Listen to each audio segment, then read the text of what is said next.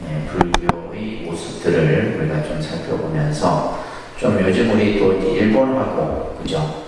좀 여러 경제적으로든 좀 감정이 안 좋잖아요. 근데 이것은 뭐 어제 오늘 이야기가 아니고 우리 어떻게 보면 한국 불교가 일본에게 불교를 전했음에도 불구하고 나중에는 이제 또 일본이 이제 우리 36년 일제 강점기 그죠?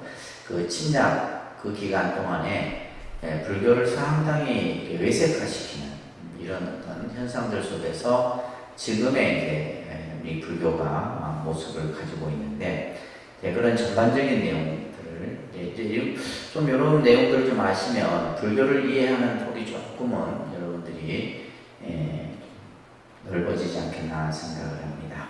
자, 한번 교재를 보시면서 설명을 드리도록 할게요. 보통 우리가 한국 불교라고 했을 때 결국 이 한국 불교, 그러니까 불교는 인도에서 발생이 되는데 그죠? 우리가 이제 불교가 중국에 가면 중국 불교, 또 그 불교가 우리 한국에 정착이 되면 한국 불교, 일본 불교, 티베트 불교, 우리가 예를 들면 저쪽 스리랑카, 남방 불교 이런 식으로 여러 가지 이제 지역적으로 이렇게 구분을 합니다. 근데 이제 우리가 한국이라고 하는 지역적, 자연적, 역사적 범주 안에서 우리 민족이 신앙하고 지내왔던 불교 사상 여기에서는 이제 여러 가지 모습들이 다 포함된 개념을 얘기하는 겁니다. 그래서 어떻게 보면 한국 불교를 한다면 한국의 풍토, 자연 환경, 또 문화 속에서 자리 잡은 불교의 형태를 우리가 한국 불교를 한다. 그래서 한국의 역사와 문화 속에서 그죠. 그러니까 우리 입장에서 보면 불교는 외래 종교입니다. 외래 종교. 그러니까 외래 종교라는 말은 외부에서 들어온 종교다. 기독교든 천주교든 마찬가지죠. 그러면 우리가 불교라는 종교가 들어오기 전에 우리 민족이 예를 들면 그 신앙했던 신앙의 형태는 토속 신앙, 쉽게 말해서 자연 숭배 신앙이라든지 그죠. 우리가 예를 들면 당군 신앙이라든지 또 하늘님이라든지 이런 어떤 또 하늘의 별 혹은 또 자연의 어떤 현상 이런 것들이 이제 우리 신앙의 중심이었단 말이에요. 그래서 이제 산신, 칠성, 용왕 이런 신앙들. 근데 이제 불교가 들어오면서 이제 이러한 어떤 우리 역사가 가지고 있었던 또 문화가 가지고 있었던 그것을 전부 이제 불교에서 수용을 하거나 융합이 되거나 또 그러면서 이제 만들어진 하나의 어떤 신앙의 형태를 한국 불교라 하는 거예요. 그래서 우리가 이제 불교라고 하는 것은 하나의 어떤 종교만을 가지고 이해하시면 안 되고요. 그 시대의 문화, 역사, 경제 여러 가지 것들을 함께 여러분들이 이해를 하셔야 됩니다. 그래서 예를 들면 우리가 한국 불교하면 사찰, 예를 들면 사찰에서 스님 수행하는 스님들 모습 이것만 가지고 우리가 이제 봐서는 안 되는 거죠. 그러나 이제 불교가 인도에서 발생해서 중국을 거쳐 우리나라로 유입되었지만은 한국 불교는 한국의 문화와 전통을 지키면서 발전되어져 왔다. 그러니까 우리 불교는 이제 우리 한국 불교라고 하는 이 개념은 뭐냐면 우리 문화와 여기서 우리 문화라고 하는 것은 뭐예요? 불교가 들어오기 이전에 우리 한민족이 가졌던 문화, 그 다음에 전통, 이런 것들을 이제 쭉 배척하지 않고 그것을 수용하고 때로는 이제 함께 어우러져서 그래서 여러분들 쉽게 얘기해서 우리가 이제 기후적으로 24절기가 있잖아요. 그죠?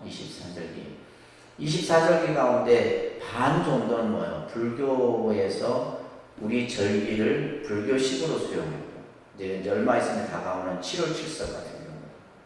7월 7석, 단오, 백중, 동지 이런 것들 전부 우리의 어떤 문화 속에서 또 그 속에서 어떤 또 자연 환경 이것을 이제 우리가 예를 들면 동지나 이런 것들은 전부 그런 어떤 세시풍습이잖아요. 이런 것들은 이제 불교가 그대로 수용. 나중에 이제 제가 나눠드릴 건데 이게 뭐냐면 소금이에요. 소금. 여러분들밖에 못 나눠주겠다. 이게 뭐냐면 통도사가 단호가 되면 용왕제를 지내요. 여러분들 통도사 가셨을 때 그 통도사 정각에 항아리 있었잖아요. 그 항아리에 있었던 소금이에요. 그래서 이걸 이제 여러분들 지니면 산재가 소멸돼요. 그래서 이제 단원달 이제 그 소금을 이제 새로 이걸 이제 다 또 나눠드리고 새로운 소금을 또 해서 또 이렇게 나눠드리고 하는데 이런 거 같은 근데 이걸 우리가 현생할 때는 미신이에요. 미신의 개념이에요. 그러니까 여러분들이 그냥 우리가 보통 뭐 무속이라든지 이런 신앙들은 우리가 예를 들면 뭐 샤머니즘 신앙 이런 무속 신앙들 같은 경우를 보고 우리는 여러분들이 미신이라고 하면 안 됩니다. 그건 미신이 아니에요. 그러니까 쉽게 말해서 샤머니나 무당 이런 것들은 뭐예요? 우리 문화 속에서 만들어진 것이에요.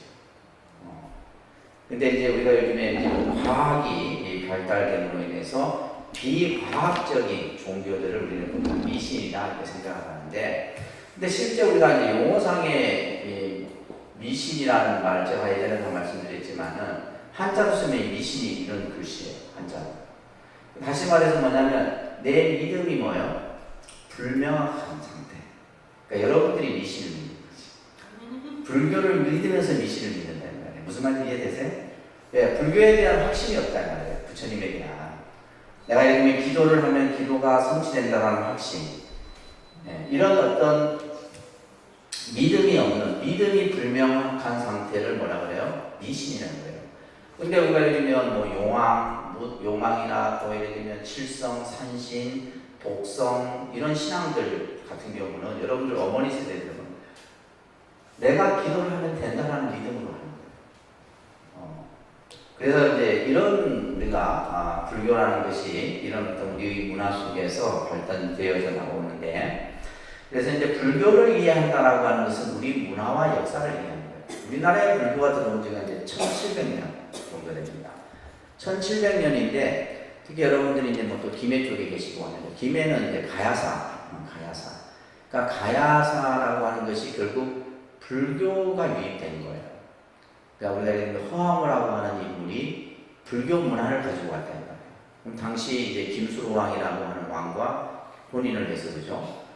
일곱 왕자를 이제 출생을 하고 그 일곱 왕자가 다 성불해서 부처가 되고, 이제 그러면서 이제 허황무라는 그 인도의 공주가 올 때 가져왔던 것이 뭐냐면 불경, 그 다음에 이제 여러 가지 불교와 관련된 것들이에요.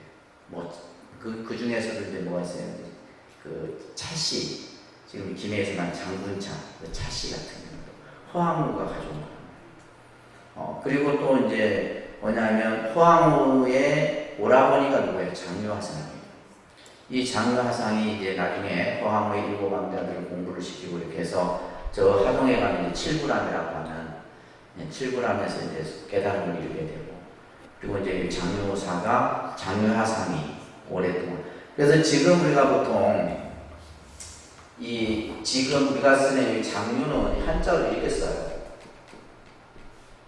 길장자에 이술유자를 쓰는데 원래 이 명칭이 뭐냐면 이 명칭이었었어요. 이 유자를 써야 돼요. 이게 뭐냐면 놀유자예요. 놀유자. 머무를 유자. 그래서 장유화상이 오랫동안 머물렀다 해서 원래 장유인데 이게 이제 중간에 오면서 한자가 이렇게 바뀌어서 오게 돼요. 한자가. 지금 이제 우리가 보통 장유할 때 쓸 때는 이 유자를 이술유자를 씁니다. 원래는 뭐 써야 돼요? 놀유자, 머무를 유자를 써요.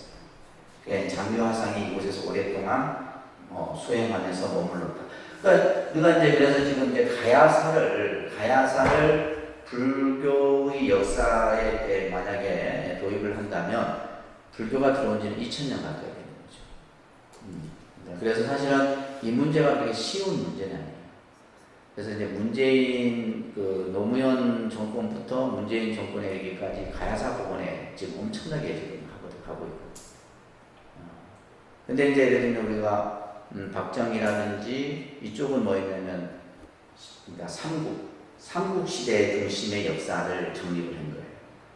그래서 불국사 이런 데는 막 그냥 박정희 대통령이 어마어마하게 투자를 해갖고 지금의 불국사를 만들고, 그래서 삼국 시대에 가지고 있었던 화랑도 정신이라든지 이런 것들이 우리 이제 역사의 어떤 정체성이었는데 지금 정부는 뭐예요? 가야사를 그 이제 역사의 정체성으로 삼고 있는데 이런 것들이 사실 쉬운 문제는 아니에요. 이제 그런 어떤 지금 상황이라는 것을 여러분들이 아시는. 그래서 불교라고 하는 것은 단순한 어떤 뭐 우리 어떤 특정 종교의 어떤 역사가 아니라 뭐예요? 우리 문화예요. 우리 문화. 그래서 실제 우리 문화유산의 80%가 불교 문화재죠. 그죠? 국보, 보물 그 외 대부분. 그래서 이번에 이제 뭐 그 서원이 유네스코에 지정이 되고 또 우리가 이제 뭐 통도사라든지 이런 아주 유서 깊은 사찰들이 또 유네스코 산성, 그러니까 예를 들면 지금 이 시대에 스님들이 수행하고 있는 이런 어떤 전통을 지키는 이런 것으로도 유네스코에도 지정이 되고 또 불국사나 또 해인사 같은 경우는 이제 우리 어떤 문화유산으로서 유네스코에 지정이 되고 뭐 이런 식으로 이제 우리가 이제 불교의 어떤 관련된 문화 유산들이 굉장히 많죠. 굉장히 많습니다. 그래서 이제 그런 말이 있어요. 우리가 이제 한국을 이해하려고 하면 불교를 이해하지 않고서는 우리 문화를 이해하지 못하는 거죠. 그래서 실제 그런 일이 있었답니다. 어느 학생이 우리가 보통 서양 철학을 공부하기 위해서는 유럽이나 미국 쪽에 가서 공부를 하잖아요. 그런데 이제 그 교수가 어디서 왔느냐? 대한민국에서. 그러니까 불교를 아느냐 묻더라고요. 불교를 아느냐. 그러니까 그러니까 예를 들면 서양 철학을 하기 이전에 뭐야? 동양의 문화, 동양의 사상을 먼저 이해를 해야지만 사실은 서양 사상이나 철학을 이해할 수 있는 거잖아요. 그렇듯이 우리가 이제 불교를 바로 한다라고 하는 것은 우리 문화와 역사를 하는 겁니다. 역사를 하는 건데 지금 이제 여러분들이 요즘 이제 뉴스나 이런 데 보면 천은사에 들어가는데 입장료 부분 또 문화재 이런 뭐 여러 가지 뉴스들이 나오죠, 그죠? 네, 별 관심이 없죠. 근데 굉장히 우리가 알아야 될 게 뭐냐면 우리나라 사찰이 가지고 있는 살림이 굉장히 많습니다. 사찰이. 예를 들면 이제 우리 여기에 가까이에 있는 성주사만 가지고 있는 그 성주사 그 올라가는 전부 불모산 땅이다. 성주사 땅이. 성주사 땅이 가지고 있는 게 거의 6, 70만 땅 정도 돼요. 그러니까 저 위에 있는 그 공군기지, 그 송신기 있는 탑까지가 성주사 땅이에요. 그 둘레가 전체. 라고 누가 그래도 아침에 와서 막 야호 하더래요. 하도 시끄러워갖고 스님이 아니 남의 땅에서 왜 자꾸 야호하냐. 그 사람이 이게 스님 땅입니까? 그러는 이거 우리 땅인데요. 그랬더니 그래요 하면서 이게 그만큼 이제 통도사가 가지고 있는 땅이 거의 한 850만 평. 그러니까 여러분들이 통도사 이렇게 딱 보면 그 전체 산이 다 통도사 땅이라고 보시면 돼요.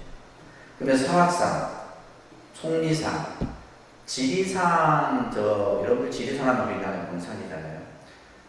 제 아는 스님이 작은 암자인데 그 암자가 가지고 있는 땅이 800만 평. 그러니까 눈에 보이는 지리산 땅은 다 그 암자 땅이에요. 그러니까 예를 들면 경계 자체를 그러니까 실제 우리가 지리산은 국립공원이잖아요. 국립공원이지만은 사찰이 가지고 있는 땅이 더 많다. 그러니까 미국이나 이런 데 국립공원 하면 전부 다 나라 땅이에요.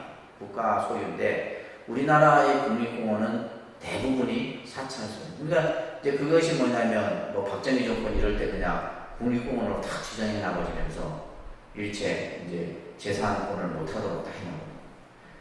그래갖고 이제 그때 그 이후로 이제 예를 들면 이제 우리가 국립공원 입장료, 문화재 입장료. 그래서 국립공원 같은 경우는 예전에 입장료를 2번 냈어요. 여러분들 공주 뭐 이런 동학사나 또 속리산 법주사 이런 데 가잖아요. 그럼 입장료를 2번 냅니다.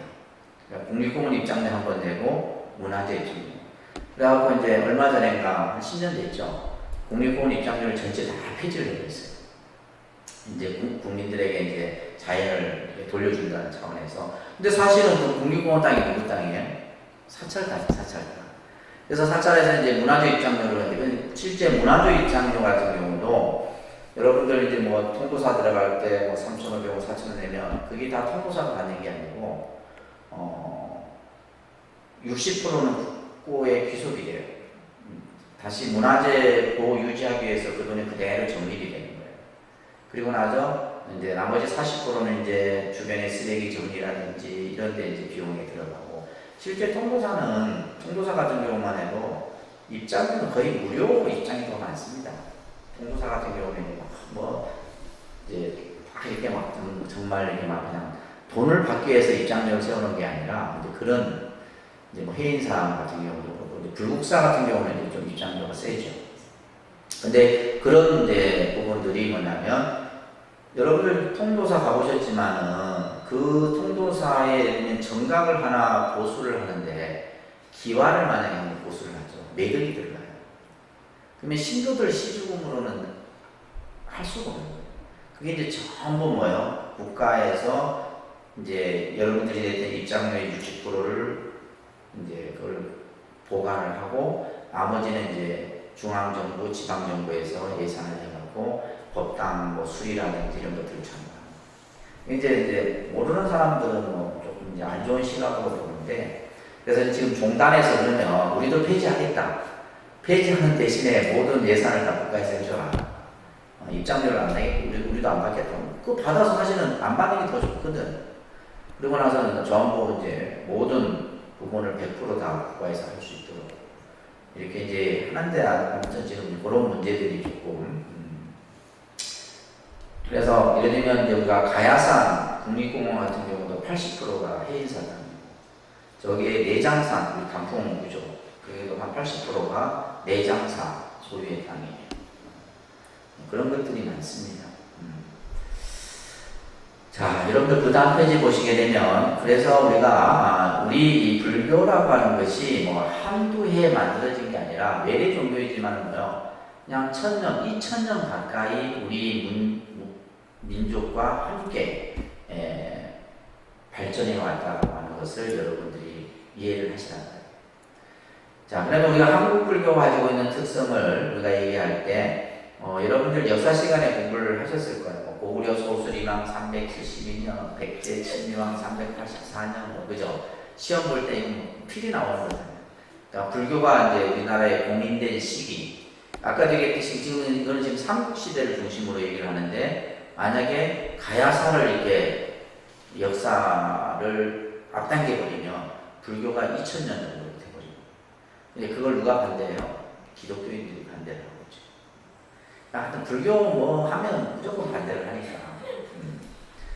아무튼 우리나라에 이제 불교가 전래된 것이 이제 지금 역사사에서 나오는 기준으로 보면 한 4세기경으로 이렇게 보는 거예요.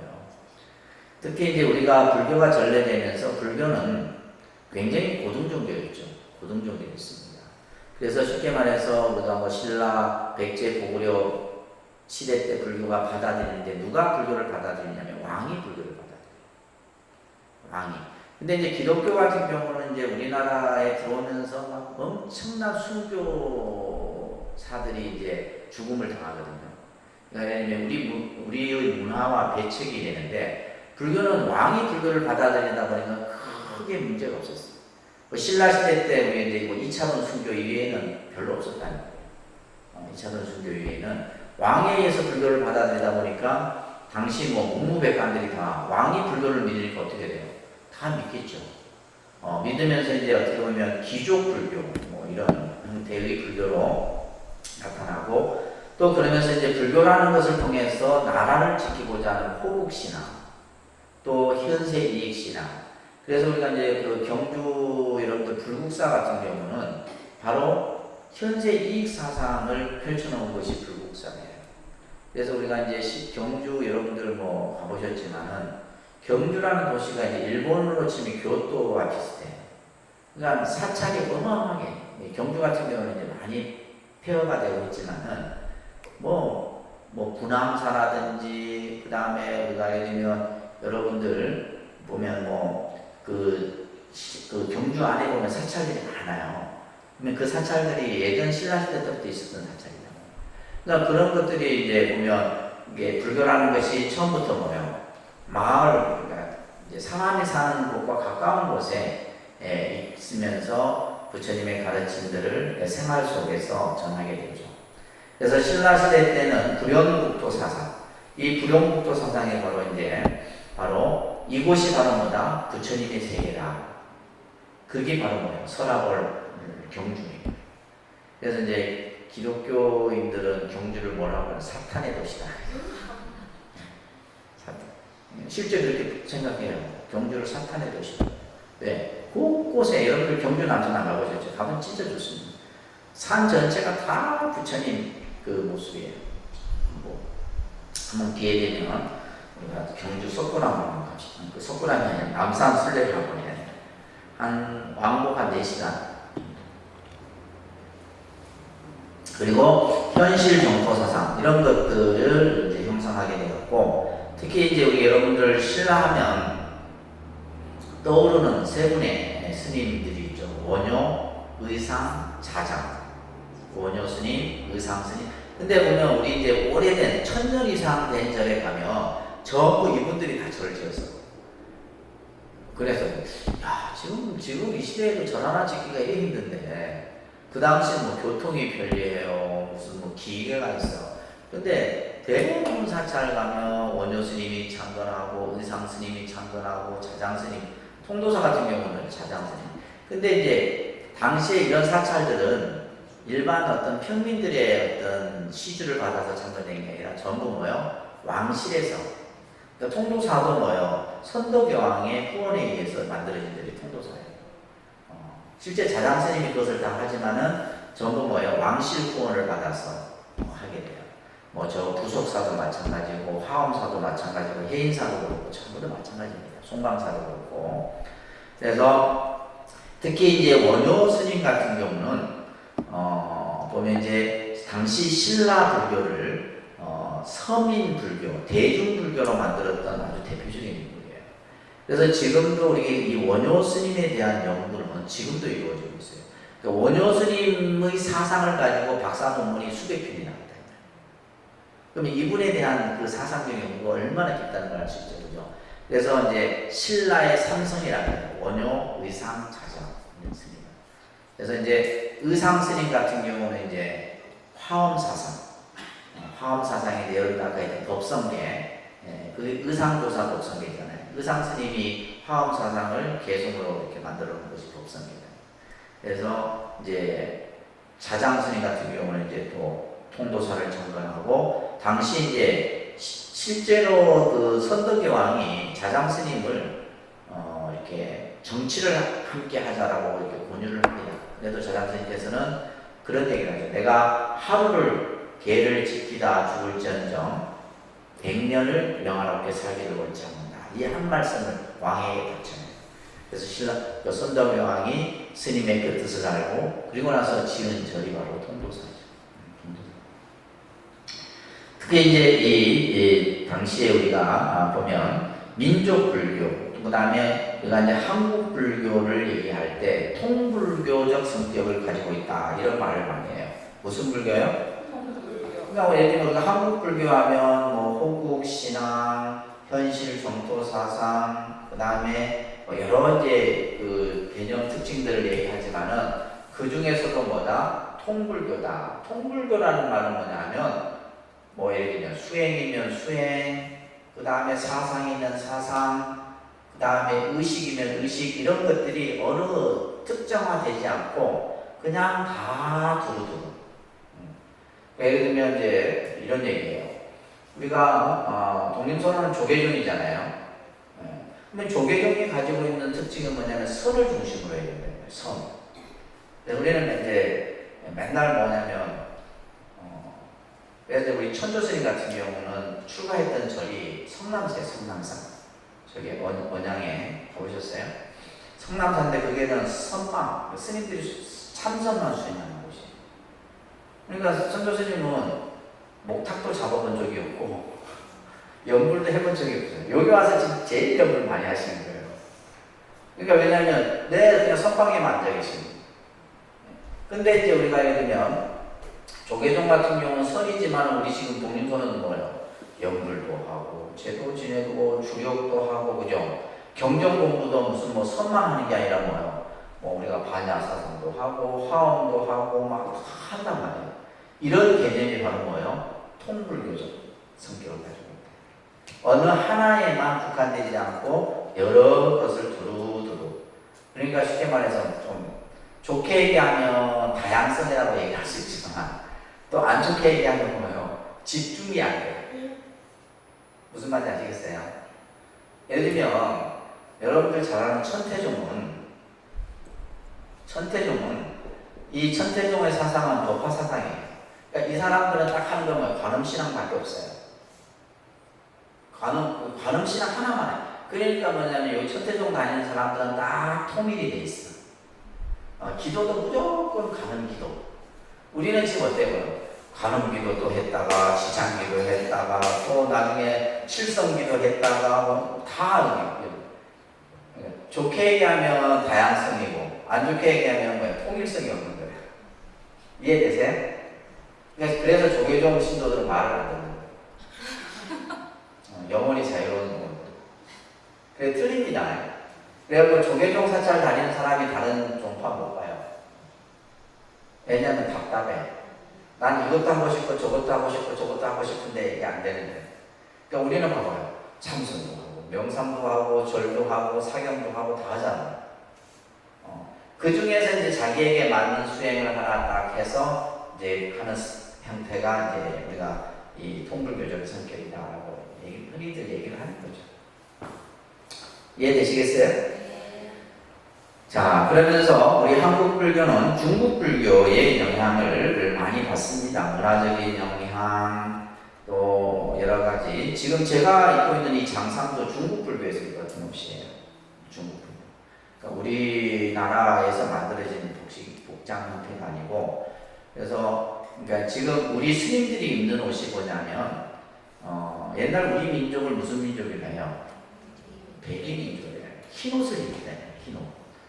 그래서 이제 그 일반 평민과 다른 이제 옷을 입게 하기 위해서 스님들이 평민들이 입는 옷에다가 물만 들인 거예요. 그래서 적상, 동방, 뭐 댄님 이게 그러니까 똑같아요. 조선시대 때 김홍도 이렇게 그림 같은 거 보시면 그때 당시에 그 서민들이 입었던 옷에 스님들 뭐요? 물만 들여서 입은 옷이에요. 그래서 사실 옷이 좀 바뀌어져야 되는데 시대에 안 맞아. 이걸 아무리 하려고 해야 되지 안 되는 거예요. 왜? 위에 어른들 그 고지식한 사고 때문에 안 돼요. 사실 복장이 좀 바뀌어야 되겠네. 현대식으로. 바뀌어야 되는데 이 조선시대 옷을 지금 입고 앉아있으니까 뭐가 되겠어요? 안 되는 거예요. 내가 이걸 이제 막 논문 쓰면서도 예전에 이제 막 학회에 발표도 하고 그랬었는데 씨알도 안 먹혀. 그래서 나는 지금도 복장을 좀 바꿔야 된다 이런 생각을 항상 가지고 있는데 그러니까 우리가 왜 이 장상을 이 더운 데 입고 있어야 되는지 나는 이해가 안 돼. 그쵸? 아무튼 우리가 이제 중국 불교의 영향을 상당히 많이 받습니다. 그래서 우리가 지역적 문화적 전통에 부합한 독자적인 불교 문화를 우리가 이제 그렇지만 중국 불교의 어떤 영향을 받았지만은 우리식에 맞는 불교 문화를 만들게 돼요. 그러면서 이제 불교를 우리가 일본의 불교를 근데 일본은 또 그걸 부정하죠.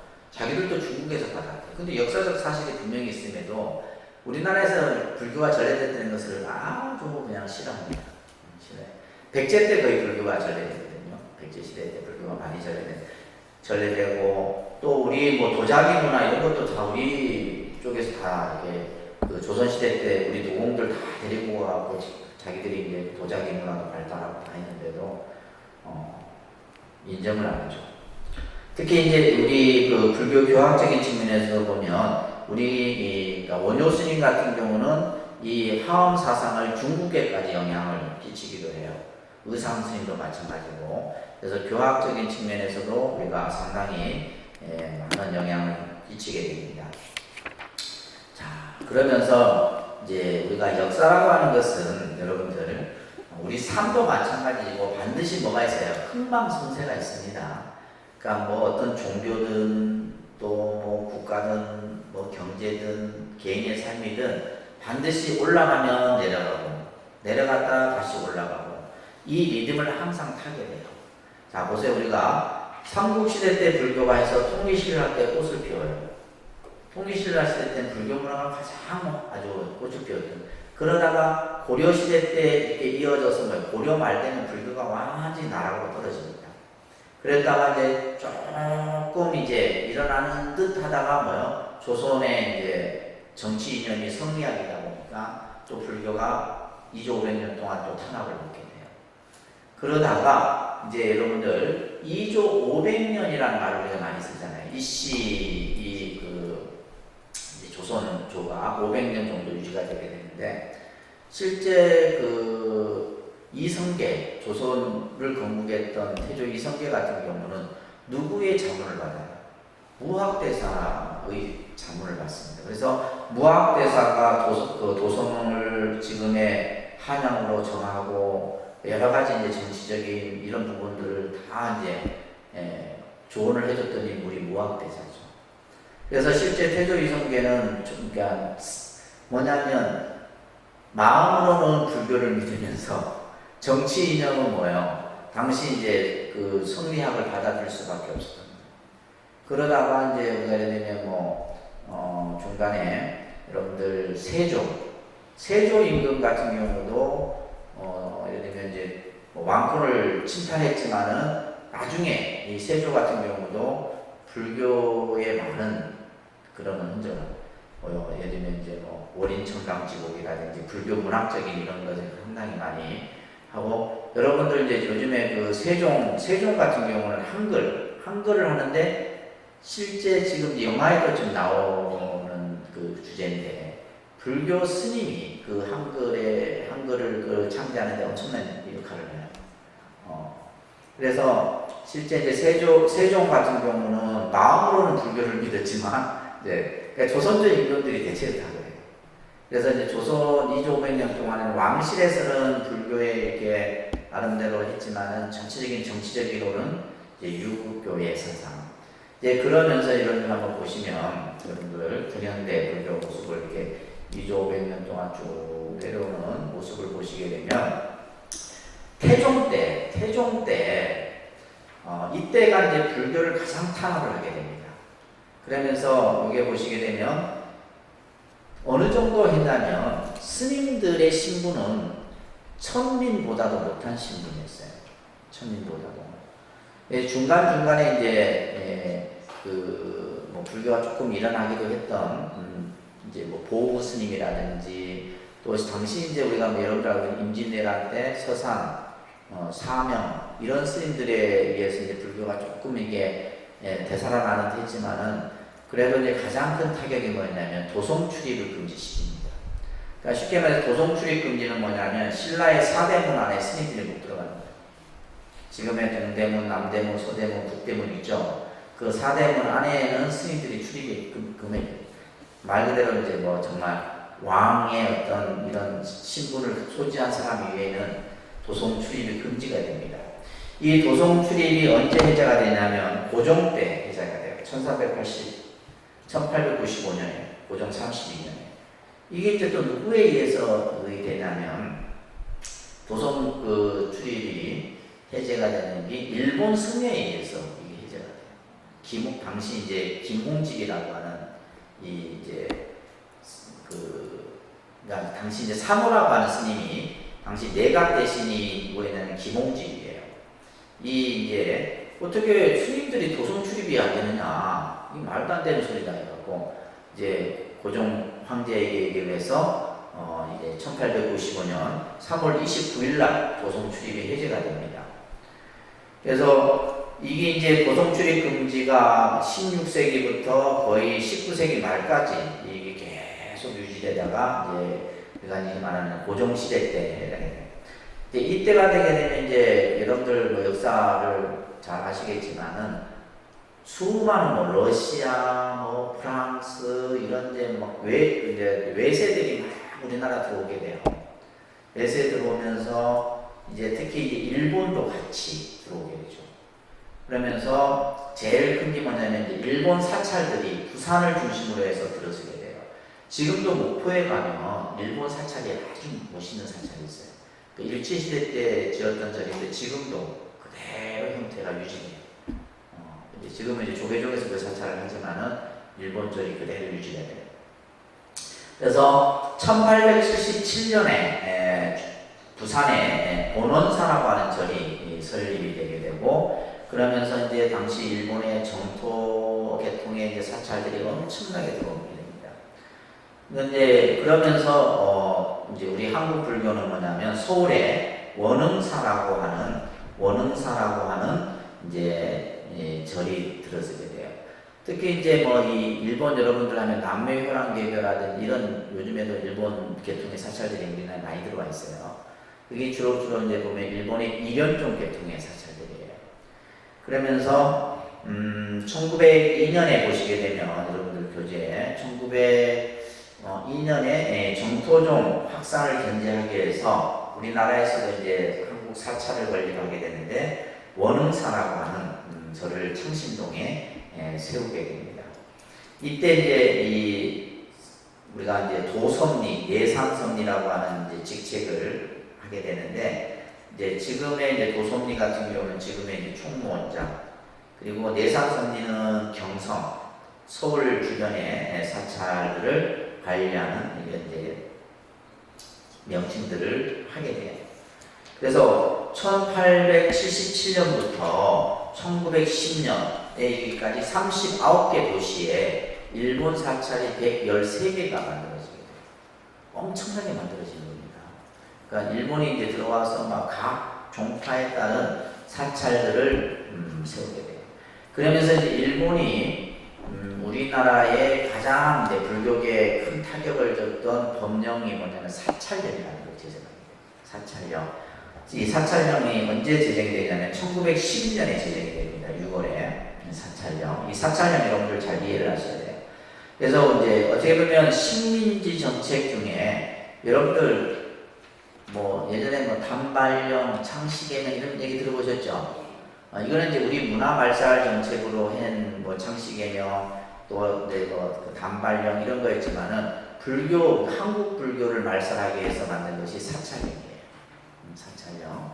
그래서 사찰령을 위해서 당시 이제 이 테라우치라고 하는 총독이 제정을 하게 됩니다. 그래서 이제 그런 일화가 있어요. 1937년에 정초 10년 할애 때 31본사, 그러니까 이제 남북한을 다 합하면 31개의 큰 절들이 있었는데 이 사찰 주지들을 전부 총독 관저로 모읍니다. 이것을 뭐 1년에 한두 번 해요. 그래서 이제 신년 할애식을 이제 총독에게 하는 거예요. 하는데 당시 이제 이 미나미 총독이 전임 총독인 테라우치 총독에 대해서 막 이렇게 이제 막 찬양을 하자 당시 이제 만공 스님께서 이렇게 얘기해요. 테라우치 총독은 스님들을 전부 결혼을 해요. 그래서 결혼한 스님들을 대처승이라 해요. 근데 그분들이 들으면 무수로 기분 나쁩니다. 그런 말을 여러분들 쓰면 안 돼요. 아시겠어요?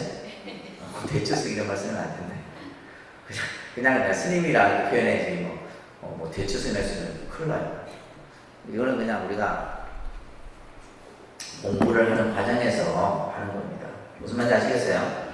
예를 들면 여러분들 저게 태고 줬는데 저래 가고 그 스님한테 대처승이라고 하면 쫓겨납니다. 절대 그런 말을 쓰면 안 돼요.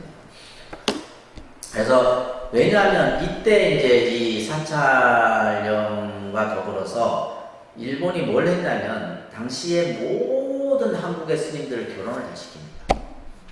결혼. 이게 이제 일본 불교화하는 가장 그거였어요. 그래서 여러분들 뭐 성철 스님 이렇게 어른 스님들 다 자식들 다 있어요. 자식들 다 있고, 그리고 이제 결혼을 하다 보니까 가정이 어디 꾸려지냐면 다 사찰에 꾸려져요. 지금 통도사, 해인사, 송각사 다 마찬가지예요. 다 이제 그게 이제 저기 강남에 가면 신촌에 지금도 그 이화여대 이대 이쪽에 보면 봉원사라고 하는 데가 있어요. 봉원사. 봉원사가 있는데 그 봉원사가 태고종 총본사예요. 우리 얼마 전에 갔었던 서남사 있죠. 서남사. 서남사 안 맞나? 서남사죠. 송광사 다음에 갔었잖아요. 그게 이제 태고종 사찰이에요. 사찰인데, 그게는 이제 이렇게, 봉원사라고 하는 절이 이렇게 법당이 있으면, 이 주변에 이제 주택들이 쫙 있어요. 다 스님들 가족들이 살아요. 스님들. 근데 아는 이제 스님이 있어갖고 나중에 한번 갔는데, 그러면, 이제 요게 이제 집집마다 이렇게 있을 거 아니에요, 스님들이. 그러면 여기에 다 신도들이 다 있어요, 각자. 그래갖고, 이제 불공은, 이제 그때그때 이제 가서 이제, 이 봉원사는 절이 굉장히 큽니다. 여기에서 이제 이런 식으로 결혼을 다 하고, 뭐 아이들도 다 있고 다 있죠. 그러니까 이런 이제 그 어떤 스님들을 결혼하게끔 했던 이것이 이제 일제 강점기 시대 때 이루어진다는 거 아시겠죠? 자, 그러면서 사찰령을 잠깐 한번 보세요. 사찰을 병합 이전하거나 폐지할 경우에는 뭐다? 총독부의 허가를 받아야 되고, 또 모든 법적인 것도 총독부의 허가를 받아야 돼요. 그 다음에 그 밑에 보시면 본사말사의 사법을 규정하는데, 이게 이제 근데 아이러니하게도 지금 우리나라 조계종이 이 법을 그대로 쓰고 있어요. 그러니까 지금 일제 강점기 시대 때 만들어 놓은 본사말사. 그러니까 예를 들면 우리 지금 독립선언 본사는 어디예요? 통도사거든요. 그러니까 통도사가 본사고, 통도사가 거느리고 있는 말사가 한 150개 정도 되는데, 이 본말사법을 지금 사찰령 때 처음 만들게 돼요. 그래서 당시 이제 이것을 만들었던 가장 근본 목적이 뭐냐면, 전국의 그 많은 절들을 다 어떻게 일본이 다 관찰을 관리 못하니까 뭐냐면, 이제 지역별로 이제 본사를 두는 거예요. 지역별로. 저 북한까지 전부 다, 그때는 뭐 다 남북한이 하나였으니까, 그죠? 그래서 예를 들면 15교구는 통도사. 여러분들 그 경주 기림사 가보셨죠? 안 가봤구나. 원래 일제시대 때는 기림사가 본사였어요. 불국사가 기림사 말사였고, 근데 이제 불국사가 커지다 보니까 불국사가 본사고 기림사가 말사가 되고 이렇게 됐는데, 그러니까 예를 들면 이제 15교구 통도사, 14교구 범호사, 13교구 쌍계사, 12교구 해인사, 뭐 이런 식으로 다 이렇게 정해요. 그래갖고 이제 예를 들면 통도사 같은 경우는 양산, 울산, 언양, 뭐 이 중심의 사찰들을 전부 관리, 통제하고. 그러면 일본은 누구만 관리하면 돼요? 본사 주지만 관리하면 되는 거예요. 그래서 당시에 보면 친일 성향의 스님 주지들을 전부 본사 주지로, 그러니까 본사 주지를 누가 임명하냐면 총독이 임명하는 거예요. 총독이 임명해갖고 전부 이렇게 다 해놓으면, 이제 당시 이제 제일 친일파가 누구냐면 해인사, 이 스님이. 이게 지금 교재도 나오는데, 이 스님이 이제 막 앞장서갖고 막 그냥 일본에 충성을 하고 있었어요. 근데 당시에 이제 우리 통도사는 누가 그 당시 주지였냐면 국자 하자 스님이었어요. 구하 큰 스님입니다. 구하 큰 스님. 그래서 통도사는 전부 구하 큰 스님 다 이렇게 그 문중이에요. 그 밑에 이제 또 성례 스님이라는 큰 스님이 계시고 하는데, 당시 일제 지금 이 시대 때는 구하 큰 스님이 이제 통도사 주지였는데, 이 스님이 얼마 전에, 몇 년 전이죠, 친일 임명사전에 이름이 딱 오른 거예요. 통도사에 난리가 났죠. 아니, 스님께서는 한 번도 친일 행적을 한 적이 없고 독립운동을 굉장히 많이 하셨거든요. 그 자료들을 전부 다 모았어요. 자료가 이 정도 돼요. 그래서 뭐 독립군에게 독립금 자금 전달한 영수증이나 이런 것들이 다 있었단 말이에요. 자료가. 그걸 해갖고 친일 임명 사전 편찬 그 위원회에다가 이 구하 스님은 친일 행적을 한 적이 없다 해갖고 유일하게 이름이 아저씨. 그러니까 당시에 이제 이 구하 스님께서 어느 정도 이게 성각자시냐면, 이 이 당시 때 이제 우리나라가 일본에게 나라를 빼앗긴 것은 배우지 못했기 때문에. 그래서 통도사의 이제 당시 각 시마다 뭘 세우냐면 포교당을 세웁니다. 뭘 세워요? 포교당. 그래서 울산 포교당, 진주 포교당, 원양 포교당, 양산 포교당, 창녕 포교당, 창원, 아산 포교당. 이런 이제 각 시마다. 그 다음에 저 물금에 보면 물금 포교당도 있어요. 원양.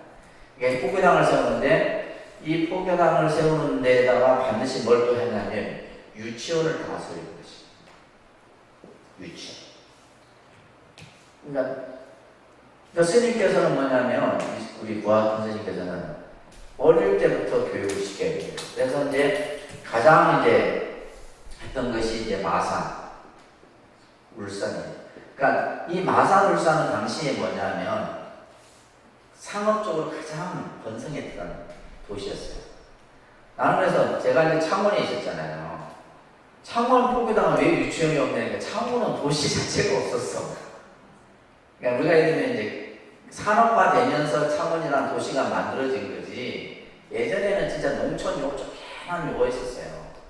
그 예를 들면 그 창원역 앞에 있는 북면이라고 하는 고 요거 없었고 거의 허업을 벌였던 거지 창원이.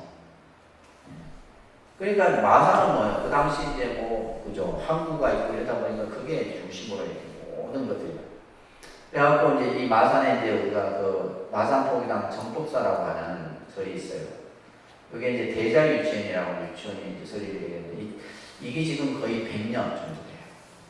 100년. 그러니까 우리나라 사립유치원, 불교 유치원으로서는 첫 번째가 되고 사립유치원으로서 랭킹 1, 2위 정도 돼요. 대자유치원. 그래갖고 제가 있을 때만 해도 일본식 유치원 건물이 있었어요. 근데 저희 이제 스님께서 이제 그걸 좀 보존했으면 좋았을 텐데 그냥 헐어버리셨어요. 그 일제 때. 그래갖고 울산에 가면 울산에 이제 동국유치원이라고 하는데 이것도 일제 시대 때. 그러니까 이 마산 같은 경우는 1910년대. 제가 있었던 창원은 1927년에 세워진 적입니다. 그러니까 전부 일제 시대 때 다 세워진. 그러니까 이때 이미 벌써 통도사의 부학한 스님은 이런 유아 교육을 통해서 이제 어떤 배움을 하고 그러면서 또 하나는 뭐냐면 이 포교당이 들어선 위치가 보면 전부 우리 요즘 말로 하면 달동네예요. 그러니까 사찰을 어디에 세웠냐면 어려운 그 이제 도시에 세운 거예요. 창녕도 가보니까 진짜 옛날에 한 10몇 년 전에 그때 진짜 산동네였어요. 마산 대자유치원도 보면 또 추산동이 산동네였어요. 지금이야 문신미술관 들어서고 해갖고 막 좋아졌죠. 저 산동네. 그래서 그게 뭐냐면 교육과 고휼 사업을 사찰이 하도록 해야 됩니다. 가난한 사람들에게 이렇게 배고픔을 이렇게 면하게 할 수 있도록 이런 규율 사업이나 교육 사업 이런 것들이 이제 일제 시대 때 이루어졌던 겁니다. 무슨 말인지 아시겠죠? 자, 그래서 이러한 본말사법을 제정하게 되고 그때 보세요. 1912년 7월 12일에 해인사 주지 이회강 아주 친밀합니다. 이 스님이 성교양종 법찰 대본산 해인사 본말사법을 탁 제정해갖고 충북 중독부에 딱 갖다 바치는 이런 식이에요. 그러면서 이제 사찰에는 주지라고 하는 지금 여러분들이 생각하는 주지의 개념이 이때 만들어져요. 원래 주지는 어떤 역할이냐면 법을 설하는 이제 위치가 주지였어요. 주지가 무슨 행정을 하고 어떤 사찰을 운영하고 이런 개념이 아니라 이 개념이 만들어진 것이 바로 뭐예요? 일제의 사찰령제들.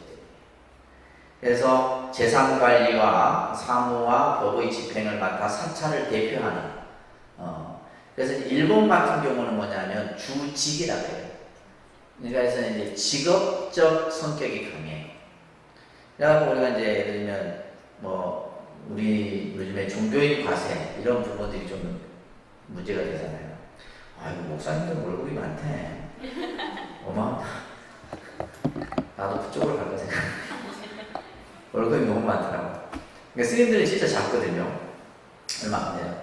근데 그 일본 같은 경우는 주직에 직업 성격이 강하고 우리 불교는 뭐냐. 그래서 스님들은 직업란에 이렇게 스님이라는 수를 되게 꺼려해요. 우리는 직업의 개념이 아니고 우리는 그냥 수행자의 개념인데 그래서 이제 이번에 그 종교인 과세하는 부분에 있어서 상당히 좀 문제가 좀 많이 됐었죠. 또 모든 것을 하든 이 총독부가 다 관여를 합니다. 그래서 본사주지를 총독부가 임명하고 총독이 임명하고 말사주지는 당시 도지사가 임명해요. 이런 시대가 있었어요. 그러면서 그 다음 페이지 보시게 되면 사찰주지의 소임에 대한 이런 부분들이 이제 지금의 이제 어떤 주지라는 개념이 행정, 또 다음에 사찰 운영 이런 정도에 하게 됩니다. 그래서 이런 어떤 일본의 상원 지주제도에 의해서 주지 권한이 대폭 강화되면서 이제 주지가 그 사찰의 재산을 정식하고 또 이제 주지와 관련된 임명, 그래서 나중에 80년대 보면 이제 주지 임명과 관련해서 시끄러운 일들이 많이 일어납니다. 이런 것들이 전부 이 야네들이 다 만든 이 제도 때문이에요. 그래서 조선 총독부는 전국의 30본사, 그 다음에 1926년에 총독부가 뭐요? 대처승도 본말사 주지가 할 수 있도록 이제 허가를 내줍니다. 그러니까 이때부터 뭐요? 모든 사찰은 뭐요? 대처승들이 다 장악을 합니다. 대처승들이 뭐 통도사뿐만이 아니라 다 마찬가지입니다. 다 결혼한 스님들이 장악을 하고 돼요. 그래서 실제 이 장주사도 그랬고 성주사도 그랬었어요. 다 결혼한 스님들이 다 장악을 했었어요. 그러면서 이제 이 친일 성향의 주지들을 임명하게 되고 1941년에는 태보사, 지금의 현재 조계사죠. 이것을 세워서 31본산으로 삼고 중앙통대적 역할을 하게 되면서 조계종이라는 종단이 이제 만들어지게 되는데 또 이제 뭐 긍정적인 측면도 있었어요. 뭐였냐면 이제 그 조선 2조 500년이 끝나면서 이제 근대화되는 과정 속에서 교육이 굉장히 이제 활발하게 이루어지게 됩니다. 그래서 1906년에 세워진 최초의 근대식 학교가 이제 명진학교라고 하는 이게 지금 동국대학교의 전신입니다. 그러니까 이 1906년에 세워졌는데 그냥 100년이 넘었죠, 그죠? 이때 이제 같이 세워졌던 학교들이 뭐냐면 이화여대, 고려대, 요 연세대, 요 대학들이에요. 그리고 이제 동국대학교하고 같이 세워지게 되는데 이때 보면 이제 뭐 권상로, 안진호 이런 아주 뭐 정말 내노라 하는 당시의 지식인들이 전부 이제 동국대학교에 이제 이렇게 교수로서 또 역할들을 하게 되죠. 그래서 명진학교가 1906년에 세워져서 1910년까지는 원종 종문에서 운영하다가 15년에는 이제 고등강숙 중앙학림으로 개편되고 그러면서 이제 1930년에 중앙불교 전문학교로 40년에는 해화 전문학교. 그래서 원래 동국대학교가 해화동에 있었어요. 해화동은 여러분 모르시죠? 서울대병원입니다. 요즘 말하는 대학로 있죠, 대학로. 대학로에 그 서울대병원이 그쪽에 다 있잖아요. 그쪽에 원래 동국대학교가 있었어요. 근데 거기에서 좀 되게 했는데 이 동국대학교가 오늘날 갑자기 남산으로 올라가 보네. 지금 이제 동국대학교가 남산 쪽에 있는데 그러면서 이제 1930년에 이제 중앙불교전문학교인 동국대학교가 이제 동국대학교라는 이름을 가지게 되죠. 그래서 당시 기독교에서는 연희전문학교, 이화여자 전문학교, 보성전문학교는 고려대학교가 보성전문이고 이화전문학교는 이제 이화여대고 그죠? 연희전문학교는 연세대. 그러니까 동국대학교 이때 사학이 이때 이제 원래 동국대학교가 명문 사학이에요. 근데 이제 불교가 제대로 못해가고 이제 지금은 많이 그래도 지금은 많이 좋아졌어요. 이렇게 만들어지게 됩니다. 그래서 이제 어떻게 보면 교육적인 측면에서는 그러면서 당시에 이제 스님들이 일본에 가서 유학을 하고 이제 들어와서 이렇게 이제 학문, 그러니까 그 불교 교학적인 측면에서는 발달된 측면은 없지 않아 있습니다. 자, 그러면서 당시에 이제 불교가 직면하고 있던 여러 가지 이제 항일 운동들이 일어났죠. 우리 이제 뭐 독립 운동을 중심으로 한 항일 운동들이 일어나는데 이때 이제 불교도 어떠한 역할들을 하게 됩니다. 근데 당시 이제 불교의 세 가지 형태, 세 가지의 모습들이 나타나게 되는데, 이제 친일파인 그죠 이해강을 중심으로 해서 이제 이런 사람들을 어떻게 이제 우리가 몰아내야 될 것인가에 대한 이런 이제 부분들이 생기게 되고, 또 너무나 이제 불교가 무기력한 산중에만 은둔하는 이런 모습으로 가지고 있었고, 또 한편으로는 정말 항일 투쟁을 선봉해서 했던 이런 또 인물들도 있었죠. 대표적인 만해안영문이라든지 그다음에 백용성 스님 이런 분들 같은 경우는 아주 뭐 이제 우리가 독립운동의 인물에서도 아주 뭐 뚜렷한 그런 역할들을 했던 분들이죠, 그죠? 특히 불교는 주로 보면 이제 그 독립운동 자금을 이렇게 조달하는 이런 역할들을 많이 하게 됩니다. 그러면서 이제 여러 단체들이 형성이 되게 돼요. 조선불교 청년회, 또 불교여자 청년회, 심산회, 근우회 이런 여러 이제 불교 단체들이 독립운동 활동에 여러 가지 역할들을 하게 됩니다. 그리고 나서 이제 1945년 8.15 해방을 맞이하게 되죠, 그죠? 그러면서 조선불교 혁신준비위원회가 결성이 되게 됩니다. 이때 이제 김범린이라고 하는 스님인데, 이 김범린이라는 분은 이승만 정권 때 초대 내무부 장관을 하시게 돼요.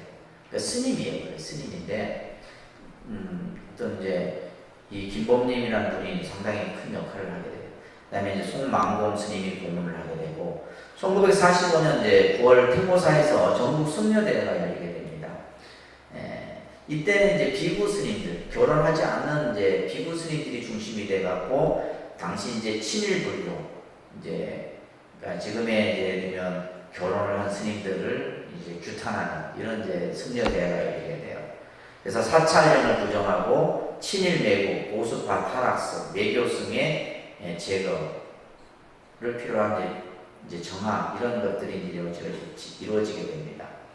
그래서 이제 여러분들 이제 불교 정화운동이라고 하는 것이 이제 이게 참 어떻게 보면 지금의 한국 불교를 참 이렇게 보면 뒷걸음질치게 했던 가장 큰 요인이기도 해요. 또 이제 한편으로는 어떤 분이 그런 얘기를 해요. 그냥 불교가 결혼한 스님들의 모습으로 그냥 쭉 했었으면 어떤 모습으로 바뀌었을까, 이런 또 이제 역사적 시각에서 바라보는 분도 계세요. 그러니까 일본 같은 경우는 지금 모든 스님들이 거의 결혼을 하잖아요. 근데 우리는 이 정화운동을 통해서 너무 많은 피해가 생겼던 거예요, 사실은. 그래서 이 조선불교 혁신 총동맹을 주도로 해서 이 정화운동이 시작이 됩니다. 그래서 이들이 이제 했던 가치가 뭐냐, 대중불교를 실행하고 민족 통일을 완수하고 균등사회를 건설하는, 그래서 비구 중심의 교단 재건을 주장하게 돼요. 그래서 이제 이런 여러 가지 당시의 문제점들에 대한 것들을 이제 개선하려고 합니다. 그런데 이 운동을 주도했던 사람들이 56명이 월북을 하게 돼요. 이때 당시 이제 월북에 대한 뭐 요즘 이제 뭐 그죠, 뭐 그런 얘기들이 많이 이제 나오는데, 이때 이제 이 불교 혁신 총연맹의 1947년 11월에 해산이 되게 되는데 많은 분들이 월북을 하게 돼요. 그러면서 1954년에 기록에 의하면 대처성, 그러니까 예를 들면 일본 친일 잔재의 그 이제 스님들이 한 7,000명 정도. 반면에 비구 스님들은 몇 명? 200명. 그러니까 7,000 대 200의 싸움이 시작이 되는 거예요. 이게 이제 불교가 너무나 이제 오랜 시간 그 휴유증이 남게 되는 거예요. 그래서 그러니까 이 싸움을 통해 지금에 있는 대부분 절들을 다 차지한 거예요. 예를 들면 장유사도 다 쫓아내고, 성주사도 다 쫓아내고, 뭐 통도사 할 것 없어요. 전부 다 이제.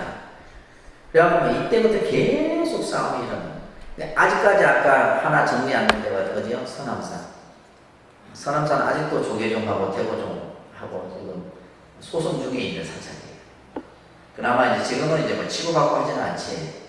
근데 그 휴일충들이 아직도, 그러니까 그 당시에 이제 그걸 하기 위해서 이제 밑에 보시게 되면 이제 근대 불교의 모습으로 미군정이 해방 이후에 이제 미군, 그러니까 1945년이 해방이 되면 5년 후에 뭐가 일어나요?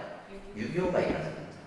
그리고 6.25가 일어남으로써 우리나라는 완전히 전 국토가 폐허가 나버리죠. 다 됩니다.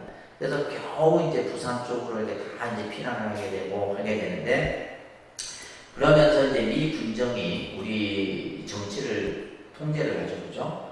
그래서 이때 이제 크리스마스가 공휴일로 지정이 되게 돼요.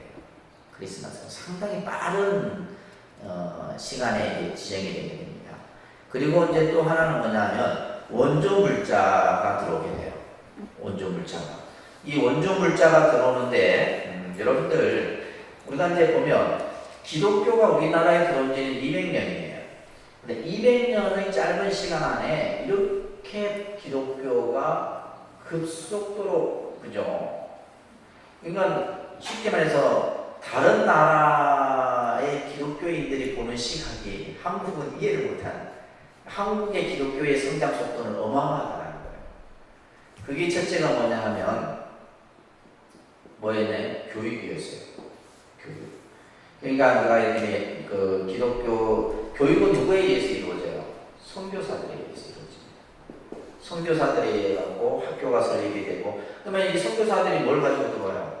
그죠? 원조 물자를 가지고 들어와서, 여러분들 실제 우리 뭐 교회 안 가본 사람 어디 있어요? 저도 교회 어릴 때 다 가고, 가서 초콜릿 받고 다, 그죠? 다 했잖아요. 크리스마스 때. 그러니까 크리스마스 때 교회 안 가본 사람 없다는 말이에요. 우리 근대에 보면. 그래서 선교사들에 의해서 교육이 이루어지게 돼요. 6.25 직후에 말이에요. 6.25가 이제 끝나고 정전협정이 되고 그러면서 이제 그 다음에 두 번째가 뭐냐면 사회사업이에요. 사회사업. 이것도 누구에 의해서? 선교사들에 의해서. 대표적인 것이 뭐예요? 홀트 아동 목재. 그러니까 전쟁 고아들을 전부 이렇게 이제 데려다. 그래서 예전에는 뭐예요? 전쟁 고아들이 많은 고아원들이 다 많았잖아요. 그러니까 이게 전부 누가 해요? 선교사들이 있어요. 그 다음에 세 번째가 뭐냐면 병원이에요. 의료 쪽, 그죠? 교육, 사회사업, 의료, 병원 의료 쪽. 이 병원 의료도 누가 해요? 선교사들에 의해서. 세브란스라든지 지금 뭐 이제 카톨릭 쪽에서 운영하는 이런 카톨릭 계통의 병원들이 많잖아요. 그러니까 교육, 사회사업, 병원, 이거는요, 종교의 어떤 그 범위를 넘어서는 영역이에요. 이 세 가지면 어디든지 다 선교가 가능해요. 그래서 지금도 이제 우리나라가 보면, 우리나라가 기독교가 이제 굉장히 이제 재정적으로도 여유가 있고 또 인프라도 많잖아요. 목사들, 선교사들도 많고. 지금 동남아시아, 중국, 또 아프리카 이쪽 가서 전부 뭘로 해요? 교육, 사회사업, 병원. 이 세 가지로 선교하는 거예요. 이 사람들의 선교 전략이에요. 그럼 불교는 뭐 했느냐? 맨날 싸웠다는 거예요. 그게 이게 게임이 되냐면 게임이 안 되죠. 이들은 지금 이 미군 하에 전부 이런 어떤 선교사들에 의해서 교육 사업을 하고 사회 사업을 하고 병원, 의료병원 이런 사업들을 통해 갖고 뭐야 계속, 그러고 나서 뭐야 미국에 유학을 보내 갖고 계속 이제 지식인들을 만들어서 다시 또 들어오고 이런 식의 계속 이런 것들을 만드는 거죠. 이해되세요?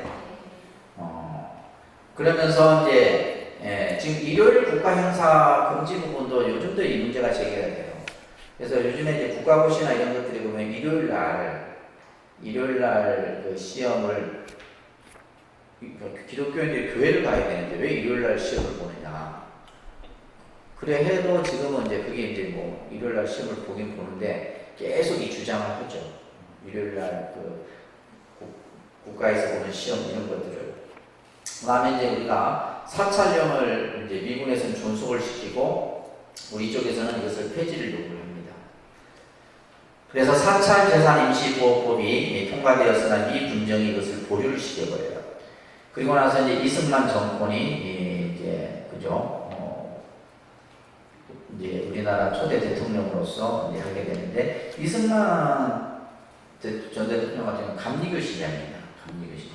그러면 지금부터 우리가 보면 이제 역대 대통령들의 종교들을 쭉 이제 우리가 보면 알 수 있는데 이 전체에서 내각의 42%가 기독교인들로 구성이 되게 돼요.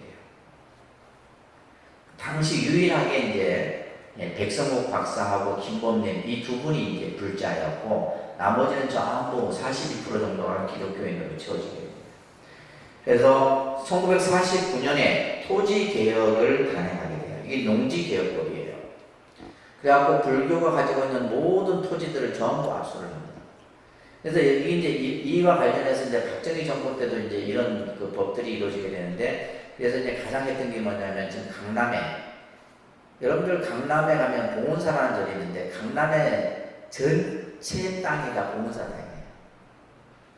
근데 그걸 이제 전부 국가에서 다 몰수를 하죠. 그래서 이제 그 중에 지금 한국전력 땅이 원래 봉은사 땅이었는데 그걸 이제 박정희 정권 때 강제로 이렇게 했다 해서 이제 지금 소송 중에 있죠. 소송 중에 몇 가지 소송 중에 있습니다. 그런 것들이. 그러면서 농지개혁법, 그래서 불교가 직접 경작하지 않는 토지들을 전부 소작인에게 다 이렇게 주도록 이렇게 하면서 불교의 재산들이 엄청나게 손실을 당해요. 그러면서 이런 이제 토지 보상금을 받게 돼요. 불교계 쪽에서. 그래서 이때 이제 뭘 하냐면 회사도 옛날 보면 인천제철 같은 경우는 불교계에서 했던 회사예요. 그러니까 불교계에서 이런 회사를 설립을 해갖고 막 이제 돈도 벌고 막 해요. 극장도 세우고 학교도 세우고 이런 것들을 하게 됩니다. 그러면서 1951년에는 이제 미군이 군종제도를 도입하게 돼요. 군종제도. 여러분들 이제 뭐 아들들을 군에 보내게 되면 이제 그 군 안에서 이제 종교 활동을 할 수 있게 되는데 이때 이제 1951년에는 천주교에서는 군신부라고 하고 기독교에서는 군목이라고 합니다. 근데 불교는 제외를 시키죠. 아직까지 이제 이런 인프라가 없었던 거예요, 불교는. 그래서 예를 들면 이 군대에서 이런 어떤 종교의 어떤 이 역할은 굉장히 중요한 역할이에요. 굉장히 큽니다. 이 군대에서 이 종교 신앙을 가졌던 사람들이 사회에 나오면 나중에 종교를 선택할 때 그 종교를 선택하게 돼요. 그래서 여러분들 자녀들 무조건 군대 가면 사찰로 다 보내라는 거예요. 사찰로 다. 근데 이놈들이 또 간식 보고 옮겨 다녀요.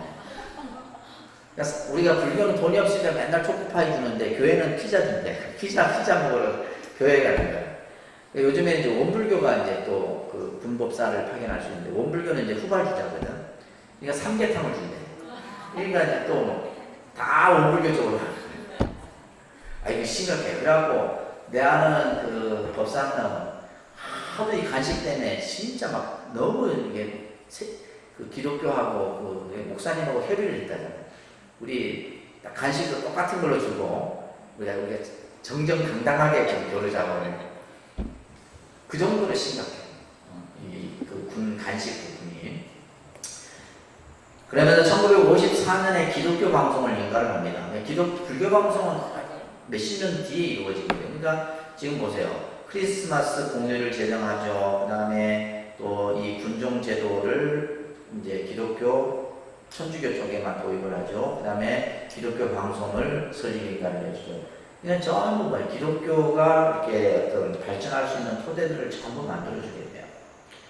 그런데 불교는 어떻게 했냐면 맨날 이제 싸우고 있는 거예요. 1954년 5월 22일 날 이승만이 1차 정화유시를 내려요.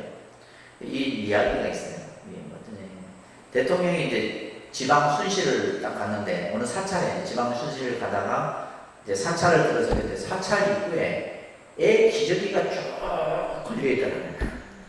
그러니까 이제 이승만이 이제 미국에서 공부를 하고 했지만 그래도 불교라고 하는 어떤 나름대로의 생각을 가지고 있었는데 무슨 우리나라 사찰이 왜 이렇게 되냐. 그게 그 뭐예요? 전부 이제 결혼한 대처성들이 다 차지하고 있었던 거예요. 그래갖고 여기 나오잖아요. 처자를 거느린 사람은 승려가 아니고 사찰에서 물러가는 대통령이 유시를 해요. 이때부터 이제 막 이제 싸움이 시작된 거죠. 그래서 대처성들은 6월 불국사에서 법규위원회를 열어서 교화단, 수행단을 구분하게 되고, 또 비구성들은 9월 달에 전국 비구성 대회를 개최해서 또 새로운 종단을 이루게 그럼 또 2차 유시를 떠내립니다. 54년에 전국의 승려는 일본식 정신과 습관을 버리고 불교에 기인하는 전통을 살려라. 그러면서 이제 이때가 이제 뭐냐면 밑에 보시게 되면 비구성들이 적다 보니까 당시 이제 조직 깡패들을 동원해요. 그래갖고 이 사람들을 동원해서 머리 깎여갖고 이제 승부 입혀갖고 이제 저를 뺏어놓고 또 앉혀놓고 또 다음 절 뺏어. 이런 식으로 싸움이 계속 벌어집니다. 옛날에 이렇게 싸움했던 얘기들 보면 진짜 무시무시할 정도로. 그러면 경찰이나 이런 사람들 지켜볼 수밖에 없는 거예요. 하고 나중에는 또 소송이 벌어지게 되고 이러면서 굉장히 막 엄청나게 막 진짜 소용돌이 속에 빠지게 돼요, 불교는. 그 다음에 10월 9일날 조선불교 총본사인 태고사를 접수하고 조계사라고 이제 전 이름을 변경을 하게 됩니다. 그래서 1955년에는 비구성 전국대회를 개최해서 조선불교 교원을 제정하고 비구 독자의 집행부를 구성하는데 계속 끊임없는 법적 투쟁이 이루어지죠. 1960년에 이제 4.19 혁명으로 이승만 정권이 붕괴됩니다. 그죠? 이때 거의 대부분의 사찰들이 비구승에 의해서 이제 다 장악을 하게 돼요. 1960년 정도 되면. 그러니까 뭐 10년 가까이를 싸웠다는 거예요. 10년 가까이. 이 싸움이 여기서 끝난 게 아니에요. 박정희 정권 때도 계속 이어집니다. 그래서 1962년에 3월에 대법원에서 비구 종단을 법적으로 인정을 하게 되고, 이때 1960년에는 너무나 많은 분쟁으로 인해서 소송 뭐 이런 걸로 인해 갖고 모든 사찰의 재정들이 다 파탄이 날 정도로 소용돌이. 그러니까 이것은 결국 뭐냐면 잘못 끼워진 단추와 같은 거죠. 첫 단추가 잘못 끼워지다 보니까 계속 뭐였었어요? 그러니까 일본이 우리 식민지를 지배하는 과정에서 일본 불교화 시키는 과정에서 스님들을 결혼을 시키고 이런 어떤 모습들이 계속 이어졌대요. 그래서 이 정화운동이 상당히 이제 좀 변질되는 이런 모습을 가지게 되고, 그 다음에 박정희 정권이 이제 군사정권이 들어서게 되죠. 그죠? 그러면서 이 박정희 정권 때도 이제 좀 싸우지 마라. 그러니까 그 당시 얼마나 막강했어요. 그래도 뭐 싸우면 맨날 싸우고, 근데 당시 이제 박정희 정권 때는 이제 유경수 여사가 불교에 굉장히 아주 호의적이죠. 그래서 이제 당시 청담 스님 계신 곳에 가서 청담 스님 발도 항상 식구들이 할 정도로 불교에 상당히 관심을 많이 가졌던. 그러면서 이제 이때도 이제 분교 정식을 그다음에 모든 소송을 다 중지시키고, 그래서 이제 좀 이렇게 화합을 시키려고 했어요. 그래서 1962년 3월에 이제 비구대처 통합종단을 만들게 돼요. 싸우지 말라고 박정희가 다 힘으로 이제 만드는 거예요. 그래서 대한불교 조계종이라고 하는 이제 이 종단이 만들어지게 되고, 이제 나중에 이 대한불교 조계종에서 또 갈라지게 돼요. 그게 이제 태고종하고 조계종으로 갈라지게 돼요. 그래서 1968년이 돼서야 이제 군승 선발 규정을 만들어요. 그래서 우리는 이제 한 10년 늦게 되죠. 군승 제도가 만들어지게 됩니다. 그래서 1970년에 태고종이 만들어지게 되고, 그리고 1975년에 이제 박정희 정권 때 이제 이 부처님 오신 날이 공휴일로 공부하죠. 이때도 반대가 굉장히 많았습니다. 기독교 쪽에서 반대가 많았음에도 이제 75년에 부처님 오신 날 공부가 되고, 그러다가 이제 신군부가 누구예요? 전두환이죠, 그죠?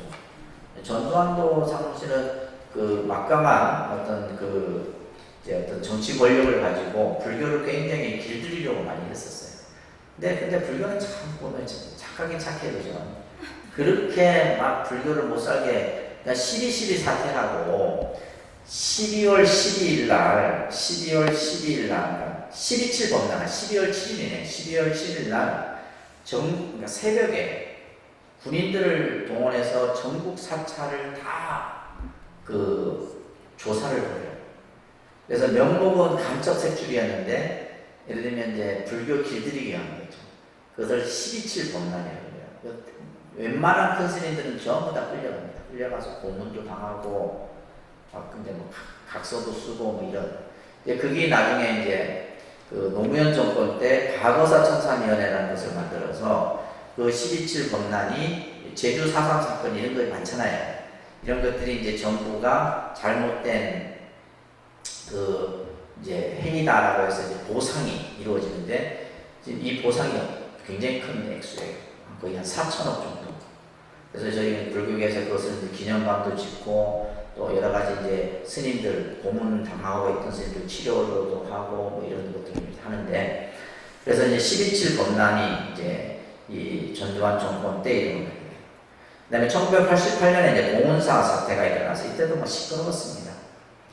그 다음에 이제 1991년 때도 이제 그 여러 요 잠깐 보시게 되면 사진이 있는 얘기가 오래된 사진이에요.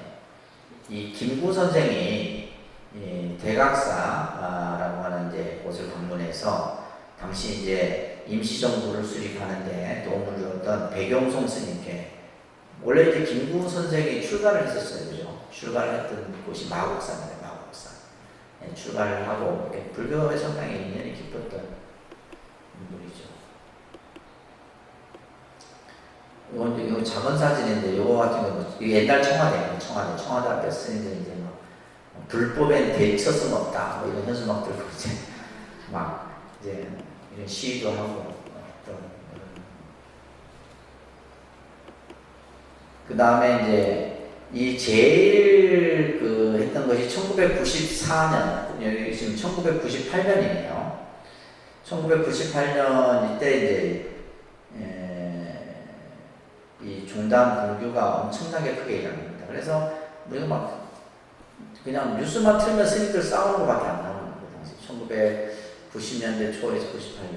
제가 이제 미국에 그때 잠깐 1년 정도 있었는데, 딱 뉴스를 틀는데 왜 한국 스님들이 막 이단 접착하고 막 날아다니는 게 막 그때 내가 미국에 있었는데, 와고 보니까 막 한국 뭐 불교 난리가 난 거예요. 그래갖고 이제 1993년에는 제가 또 이제 그 현장에 있었어요.